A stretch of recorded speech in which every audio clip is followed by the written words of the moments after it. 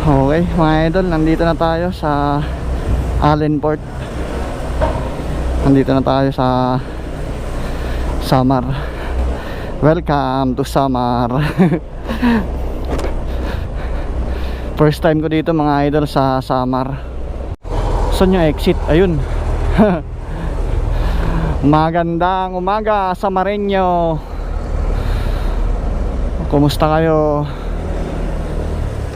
At alam ko tinamaan kayo ng bagyo. Nakita ko sa Facebook may mga lugar na binaha. Sana ay okay lang kayo. Share muna tayo dito. Share muna ako. Okay mga idol, at tuloy na tayo. Pa Mindanao na tayo. Wow, ayos. Ganda ng view. Ang problema ko mga idol, hindi tayo nakapagpagas kanina sa Matnog Port. Sarado pa yung mga gasoline station. Ngayon, ayan na, naghihingalo na yung ano natin, gas. Anytime soon, mamamatay na to. At mukhang walang mga gasolinahan dito. Ayun, may nakita ako. Kaso, Dibote. Ayun na, Dibote. Sana walang halong tubig to. Pero pagtiisan na natin to mga idol, kasi sa mamatayan tayo ng motor. May ano kayo, yung premium na magkano yan? Magkano isang bote? Magkano isang bote? 48? Premium yan? Premium. Okay mga idol, nagpagas tayo ng 1 litro lang. Pinagtsagaan na natin tong Dibote para makatawid lang tayo. Hindi ko alam kung malayo pa yung gasoline station dito. Sana walang halong tubig yung nilagay sa atin ni kuya. First time ko magpagas sa ganyan mga idol. Iniiwasan ko kasi yung ganyan. Nababalitaan ko kasi yung iba nilalagyan ng tubig. Kaya hindi talaga sana ako magpapagas sa ganyan, pero wala tayong choice. Baka biglang mamatay yung makina natin. Matutuyo na eh. Okay mga idol, at ito na, tutuloy na tayo. So yung target natin ngayon ay dito tayo sa San Ricardo Port. Diyan tayo sasakay ng isa pang ferry going to Surigao City tayo.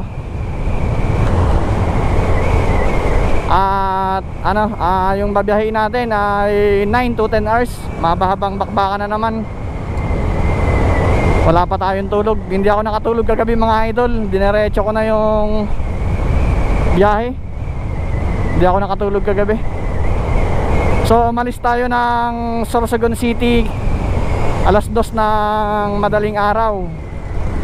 Nakarating tayo sa Sorsogon, ay sa Matnog Port alas 3. Tapos nakaalis tayo sa nakaalis yung sinakyan nating ferry mga alas 7:30 na siguro or alas 8. Ang tagal nating nagantay doon. Parang pinupuno pa nila yung ferry. Sayang yung oras, pero ayos lang, nakatawid naman na tayo. So tuloy-tuloy na to. At excited na rin akong daanan itong San Juanico Bridge mga idol. First time ko dito sa Samar. Shoutout sa mga Samareño dyan, sa mga nanonood na Samareño dyan, comment lang kayo. So update ko na lang kayo mga idol. Update tayo mga idol. Nasa Calbayog na tayo ngayon.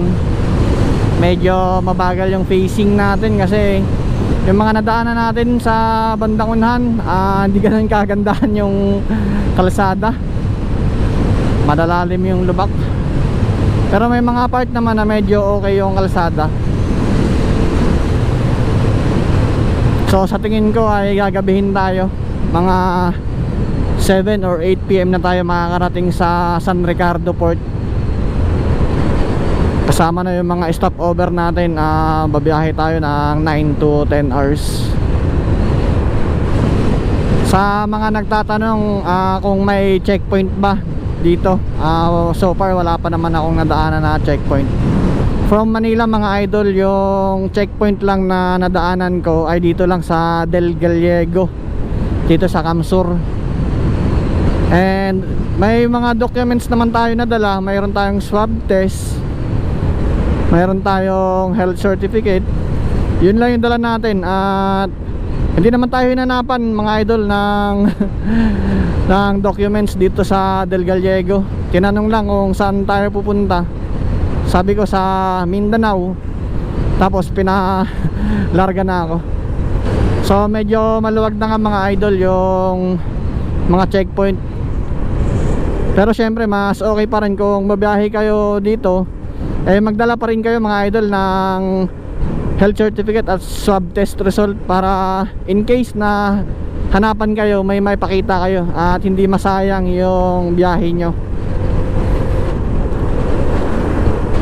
Sarap dito mga idol, oh. Ang presko ng hangin, tabing dagat, napakalamig ng hangin, presko. Ito yung hinahanap-hanap ko. Bakit? Gustong gusto ko mag long drive itong ganito kalamig na panahon. Kahit na mainit mga idol, yung hangin malamig siya, hindi siya mainit. Kahit na tirik yung araw. Wow, ayos ah. Ganda.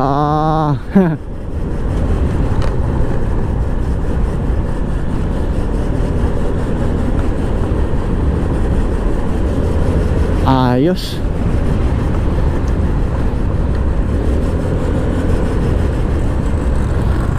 Wala pa yan mga idol, patikim pa lang yan. Yung pupuntahan natin sa Surigao del Sur. Magandang beach talaga to. Britannia Group of Island. 3 island yung pupuntahan natin dyan sa Britannia. Tapos pupuntahan natin yung Enchanted River. Basta marami pa tayong pupuntahan mga idol sa Mindanao. Pero hindi ko sure kung mapupuntahan ko lahat ng gusto kong puntahan, dahil nga na-stranded tayo sa Sorsogon. So nabawasan yung araw natin. Kung hindi sana tayo na-stranded dito sa Sorsogon, malamang ay mapupuntahan natin yung mga ginawa kong itinerary.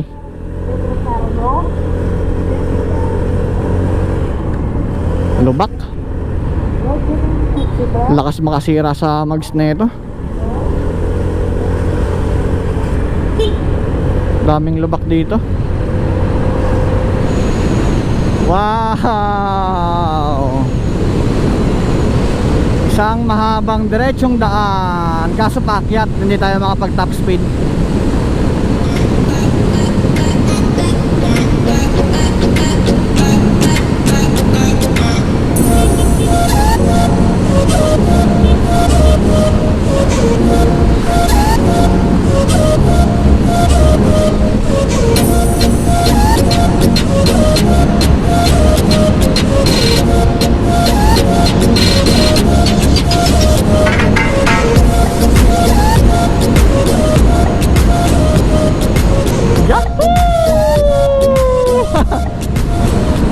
Grabe, ang lakas ng trip mo, JM. Ang layo ng nararating mo. Hindi ko akalain na makakarating ako dito ng mag-isa lang. Nagpahinga muna ako dito mga idol sa gilid ng kalsada. May nakita ako medyo malilim. Pagod na. Pagod na. Pagod na yung katawan ko. Ano na tayo, nandito pa rin tayo sa Samar.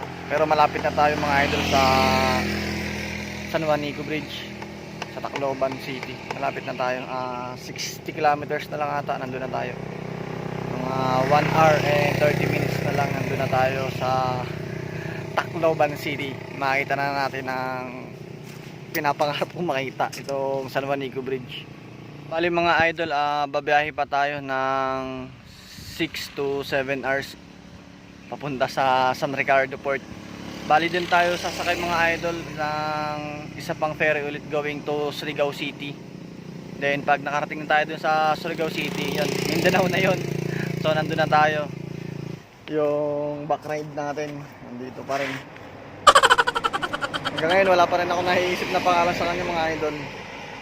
So ikaw makakarating ka na sa Mindanao soon. Nandito ka na sa Samar. Dito na tayo sa Visayas. Diyan nga lang. Buti hindi siya nalalaglag. Then siya nga pala mga idol, kung nagkasalubong man tayo sa daan at gusto nyong humingi ng sticker, mayroon tayong sticker. Yan. Marami ako yan mga idol. Hingi lang kayo pag nagkasalubong tayo. Madali lang naman makilala yung motor ko, Airblade. Then may sticker dito na GM Travel Motovlog. Then may sticker dito na ARCPI, Airblade Riders Club Philippines Incorporated. Yan. Shoutout nga pala sa ARCPI, especially sa Kamanaba chapter. Yan. Yung mga kasamahan ko. Then ito naman yung mga gamit natin, punong-puno. Yan. Madami tayong dala. Then yung drone ko nandito sa U-Box, dito sa loob. Ewan ko lang kung gagana pa yan. Sigurado sobrang init niyan dahil ang tagal ng biyahe. Sana hindi naman masira yung drone natin. Mahal pa naman yan. Yung sakalam natin na Airblade kung saan saan nakakarating. Tapos nandito tayo in the middle of nowhere. Nasaan ba tayo? Hindi ko alam kung saan parte ng Samar to mga idol, pero palabas na tayo ng Samar. Malapit na tayo sa Tacloban City. So, nagpahinga lang tayo ng konti, siguro mga 30 minutes, then lalarga na tayo. Okay, balik biyahe na tayo mga idol. Nakapagpahinga na tayo kahit papano. Malapit na. Konti na lang, nandun na tayo sa San Juanico Bridge. From San Juanico Bridge, biyahe pa tayo going to San Ricardo Port para sasakay ulit tayo ng ferry.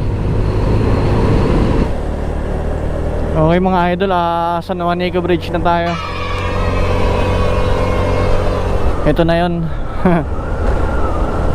Wow. Ang ganda. Wow. Napakalupit.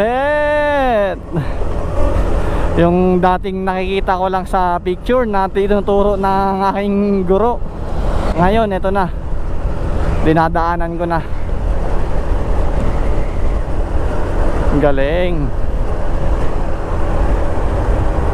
Wow. Sana oil may kasama. Ito yung pinakamahabang tulay mga idol sa buong Pilipinas. At yung haba nito ay 8.1 kilometers as of today. Ito yung pinakamahabang tulay. Pero malapit na tong ma-break mga idol dahil malapit nang matapos itong Cebu Cordoba Link. Ito yung pinapatayo ni President Duterte na tulay. Ito yung magiging pinakamahabang tulay mga idol sa buong Pilipinas kapag natapos to.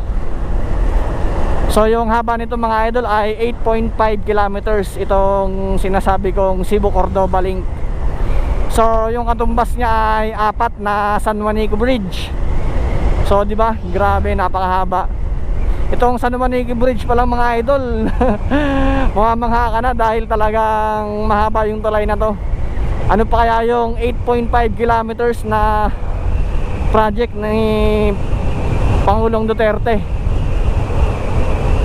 At sa 2022 mga idol, first quarter ng 2022, at plano nila itong buksan sa publiko. Ay putik, halubak. So okay mga idol, at tuloy na tayo sa Mindanao natin, at nalampasan na natin ang San Juanico Bridge. And nandito na tayo sa Tacloban City. Welcome to Tacloban City. Ay, mayroon pala ditong landmark. Yung ano ba yun? MacArthur Landing Memorial Park. Yun, MacArthur Landing Memorial Park. Puntahan na rin natin mga idol, at para makapag-picture lang din tayo. I-search ko na.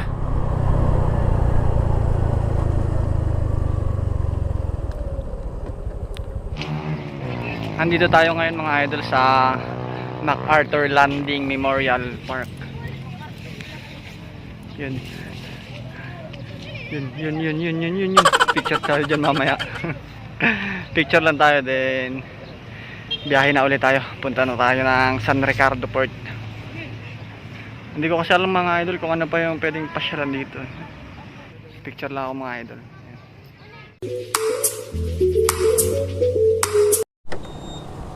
Okay mga idol, biyahe na ulit tayo. Galing lang tayo dun sa Memorial Park ni General MacArthur dito sa Palo, Leyte. Nag-picture lang tayo, then umalis din agad tayo. Kasi sobra na tayong gagabihin mga idol. Pupunta pa tayo sa San Ricardo Port. Dito nakalagay dito sa Waze, ay sa maps, 3.5 hour yung biyahe natin. Pero sa tingin ko hindi ito masusunod dahil yung daan medyo hindi ganun kagandahan. Nakalagay dito alas 8 ng gabi yung dating natin doon, pero sa tingin ko mga alas 9 na tayo ng gabi makakarating o mahigit pa. So yun ang mga idol, biyahe na tayo. Medyo sumasakit na rin talaga yung katawan ko. Kaninang umaga pa tayo bumabiyahe. Alas 2 ng madaling araw tayo umalis sa Sorsogon City. Then hanggang ngayon bumabiyahe pa rin tayo. Time check tayo, mag-alas 5 na ng hapon. So matagal-tagal na rin tayong bumabiyahe. Okay mga idol, at i-update ko na lang kayo kapag medyo may magandang tanawin. Wow. Sarap tumambay dyan Wow.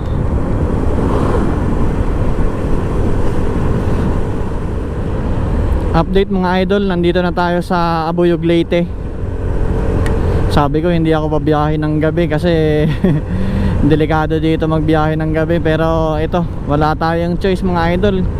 Kapos na tayo sa oras 2 araw tayong na-stranded sa Sorsogon at naghahabol tayo ng oras, kaya walang choice kundi bumiyahe tayo ng gabi. Ano na lang, 2 hours na lang at kalahati nandun na tayo sa San Ricardo Port. Sana makasakay agad tayo sa ferry para makapagpahinga na tayo. Doon na ako maghanap ng magche-check-inan mga idol sa Surigao City. Doon na ako magpapahinga. Yung katawan ko hinahanap na yung kama. Ay nako, ano ba tong pinasok kong trip? Pero ayos din naman mga idol kasi experience din, self-experience. Ay nako, napakadelikadong daan, ambush area.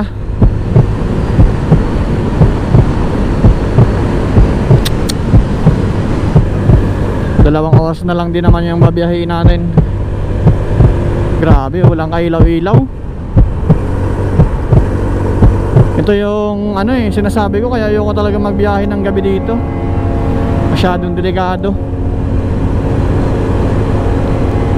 Tapos hindi pa natin kabisado yung daan dito. Kapag nalubak pa tayo ng malalim-lalim at nabingkong yung gulong natin, o kaya maplatan tayo, walang sasagip sa atin dito. Bundok to eh. Bisit. Nakakapagmura na ako. Bisit. Asa na ako? Wala na akong makitang kabahayan ah. Putik. Huwag naman sana ako masiraan dito.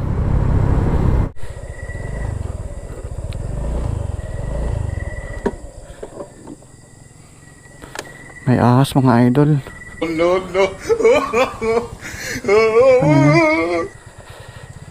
Kumandag ba to? Ay, It was at this moment he knew. He fucked up.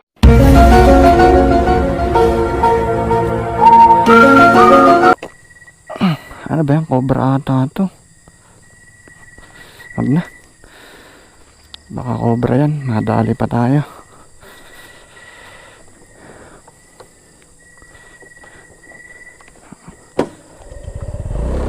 Ano yan mga idol? Kung alam nyo yan, cobra ba yan o sawa?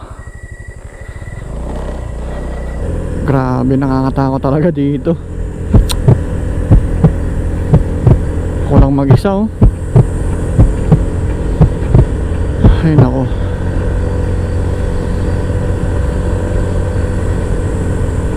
Sa mga babiyahe mga idol dito sa papuntang Mindanao, wag na rin kayong babiyahe kapag gabi. Talagang delikado dito. Kapag na-disgrasya kayo dito, walang tutulong sa inyo. As in, walang katao-tao.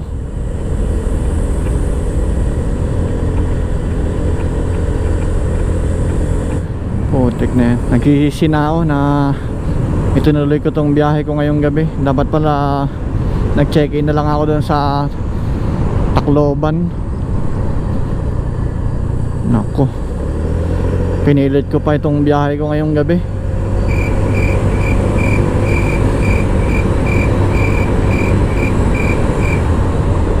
Nagsisisi na ako.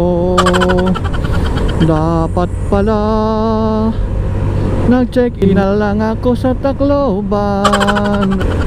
Nagsisisi na ako. Dapat nag-check-in na lang ako sa Tacloban. Dapat nag-check-in na lang ako sa Tacloban. Okay mga idol, nandito na tayo ngayon sa port. Bale hindi na tayo pumunta sa San Ricardo Port kasi medyo malayo na. Dito na tayo kumuha ng ticket sa Liloan. May biyaheng Surigao City din naman, kaya dito na tayo kumuha. Kasi galing dito sa Liloan going to San Ricardo, 45 kilometers pa. Medyo malayo pa, kaya dito na tayo kumuha. Meron din namang ticket dito. So ito yung mga binayaran ko mga idol. 745 sa motor, 172 ticket ko, 65 para sa PPA, 16 pesos sa passenger terminal fee. So bali lahat yung binayaran ko ay 998 mga idol. Alas 9 na ako nakarating dito mga idol sa Liloan Port. Then yung alis ng barko na sasakyan ko, alas 12 pa daw ng madaling araw. So 3 hours pa ako mag-aantay. Pahinga muna ako dito. Sobrang pagod ko na.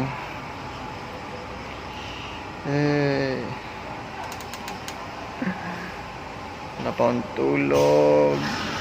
Ang lalim na ng mata ko. Para sa gala. Okay mga idol, alis na tayo. Medyo na late yung dating ng Roro natin. Sabi alas 12 ng madaling araw, alauna ng madaling araw ngayon. Medyo matagal-tagal pa naman yung biyahe, mahigit 3 hours ata. Loading na tayo. Ito na, at pagbaba natin mga idol, nasa Mindanao na tayo.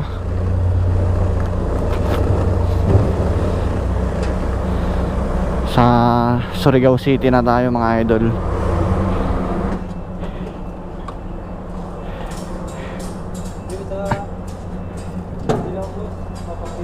Hmm?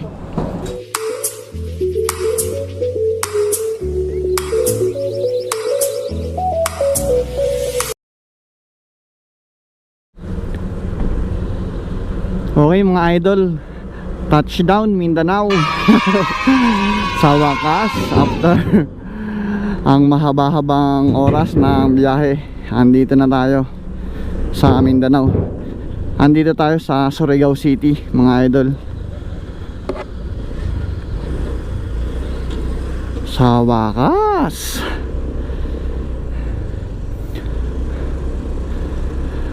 Ay nako, makakatulog na rin ako. Maghahanap tayo dito mga idol na ma-check-in na muna natin dito sa Surigao City. Then bukas na tayo ng umaga aalis. Punta tayo sa Britannia Group of Island. From here sa Surigao City, pupunta tayo sa Surigao del Sur. 4 hours pa yung babiyahin natin. So gusto ko munang batiin ang mga bistak natin diha. Maayong buntag sa tanan mga bisdak. Stay put lang mo diha and stay safe and stay healthy. Asan ba exit na ito? Saan yung exit? Yun. Hindi ko akalain na makakarating ako dito mga idol sa Mindanao nang mag-isa lang. Ay nako, matapos ang mahaba-habang biyahe, pagod at puyat, at sa wakas eto na, narating ko na yung goal ko, ang ride goals ko. Maghanap lang tayo na ma-check-in na natin dito. Wala pa akong tulog mga idol. Umalis tayo sa Sorsogon kahapon ng madaling araw, alas 2. Alas 6 na ngayon. So bumabiyahe tayo ng 28 hours. My goodness. Grabe. Hindi ko akalain nakakayanin ko yung ganun. So update ko na lang kayo mamaya mga idol kapag nakahanap na tayo ng matutuluyan. Naghahanap lang ako.